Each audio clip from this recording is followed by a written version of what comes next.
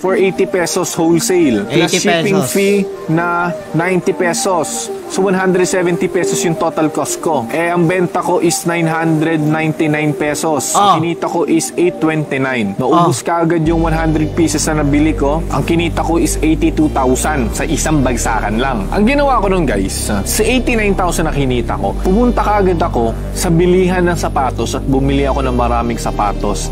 Bumili ako ng mga damit. Bakit? Bumili lang ako sa kama. Nag-order ako ng maraming McDo. Damn! Tapos, joke lang. Ang ginawa ko sa 82,000, pinambili ng thrifted clothes. Ang ayos-ayos ko makinig, tas magjo-joke ka? Tanginang iyan, paano ako yayaman niya? Nagjo-joke ka. Nag-order ako ng maraming McDo. Doon na nagtapos. Joke lang. Paano ako yayaman niya kung nagjo-joke ka, pre? Ano yun? Tanginang yan, ang ayos-ayos ko makinig, magjo-joke ka? Joke lang. Tanginang yan. Usapang ano na tutulo, negosyo na tulo. Joke lang? Ganun-ganun na lang? Umiga na lang ako sa 89,000 na kinita ko. Pumunta ka 89. agad ako sa bilihan ng sapatos at bumili ako ng maraming sapatos. At bumili ako ng mga damit. Tumiga na lang ako sa kama. Damn! Order ako ng maraming McDo. At doon na nagtapos. Joke lang. Ang ginawa ko sa 82,000, pinambili ko kagad ng thrifted clothes sa Taytay Rizal ulit.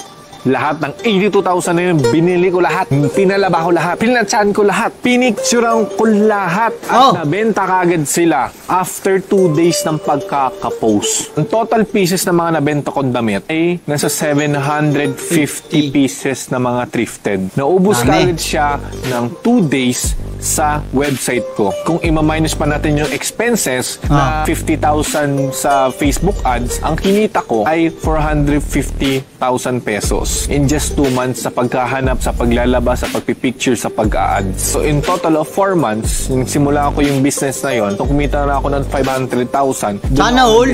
Pre, mga kahombre ko, alam nyo na kung para kanino to. Ito ay ang part 3 ko sa paglalahad ko ng katotohanan kay Franklin Miano. The biggest sa buong Pilipinas. Slowly, ilalabas natin kung bakit ito yung labas niya para sa akin sa social media. Nakakatawa. Gumana yung plano ko. Yeah, vlogs mo. Akala mo ba uubra pa rin hanggang sa mundo at panahon na ito? Ang tinatawag na bad publicity is still publicity.